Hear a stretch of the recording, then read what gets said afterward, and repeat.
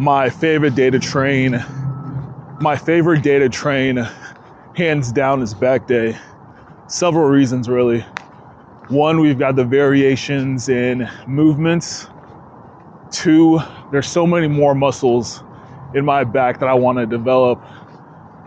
So just from like a muscle development standpoint, it's just more fun in terms of seeing that incremental progress in the different muscles. And then lastly, from a practical standpoint, posture-wise, developing my back really aids in a better posture. So, I mean, from a bang for your buck standpoint, personally, back is really delivering on all fronts there. Today in particular, I want to focus on, again, that width. So lats, targeting the lats. I know for any type of shoulder movement day, anything that's targeting the medial aspect of my shoulders is going to add to my overall wideness. And for back day, it's no different. Anything that's going to add to my wideness is going to be of utmost priority. So anything hitting my lats, I'm definitely going to over rotate in that regard. So I want to start by looking at this study to see if there's a difference in grip width when it comes to lat activation. Now, the aim of the study was to compare 6 repetition maximum load and EMG activity in the lat pull down using 3 different pronated grip widths. Now, these different grip widths range from narrow, medium, and wide grip. The lat pull down using narrow, medium, and wide pronated grip widths would be defined as 1, 1.5, and 2 times the biacromial distance, respectively.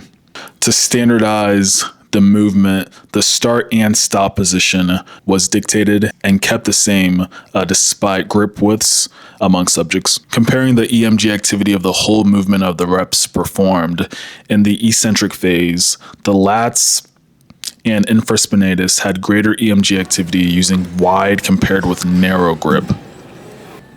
Furthermore, the lats had a tendency toward greater EMG activity using medium compared with narrow grip. And to summarize the entire findings as it relates to lats, generally similar muscle activation was obtained with narrow, medium, and wide pronated grips in the anterior lat pull down. However, a medium grip may have some minor advantages over small and wide grips, as biceps had greater activity using a medium compared with a narrow grip in the concentric phase, and there was a tendency for the same in the entire movement. In the eccentric phase, medium grip provided either higher or equally high muscle activation for all muscles. In addition, the 6-rep max load was lower when using a wide grip compared with medium or narrow grip. A wider grip reduces the flexion and extension of the elbow and increases the shoulder abduction compared with narrow grip, altering the working conditions of the muscles. One might expect that this would lead to a higher activation of the lats and infraspinatus using a wide grip. However, the results of the study did not support this notion. What the study did find was that there was a lower absolute strength with a wide grip, and that shows the importance of strength assessment across grip widths. And in this study, the 6-rep max load was slightly different in the wide grip compared to the narrow and medium grip width. In conclusion, the study found there was no major difference in activation of the lats when performing the anterior lat pull down with narrow, medium, or wide anterior grip widths. However, the load lifted was lower using a wide compared with a small or medium grip. Still, there was some weak evidence that a medium grip may have some advantages over a narrow or wide grip. The strengths with narrow and medium grip were higher than with wide grip. There was similar EMG activity between grip widths for the lats, but a tendency for biceps activation to be greater for medium versus narrow when the entire movement was analyzed. Analyzing the concentric phase separately revealed greater biceps activation using the medium versus narrow grip.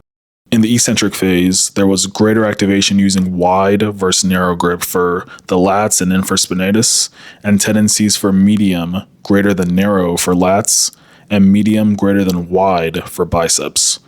Now, if I had to guess why a medium versus wider grip width is responsible for me feeling activation of my lats more, I would say it's because I'm getting more of a stretch of my actual lats when I have a medium grip width versus a wider grip width where I can already feel some releasing of tension in my lats when my grip width is wider versus when my grip width is closer to medium. There's a lot more tension, quote unquote tension, in my lats.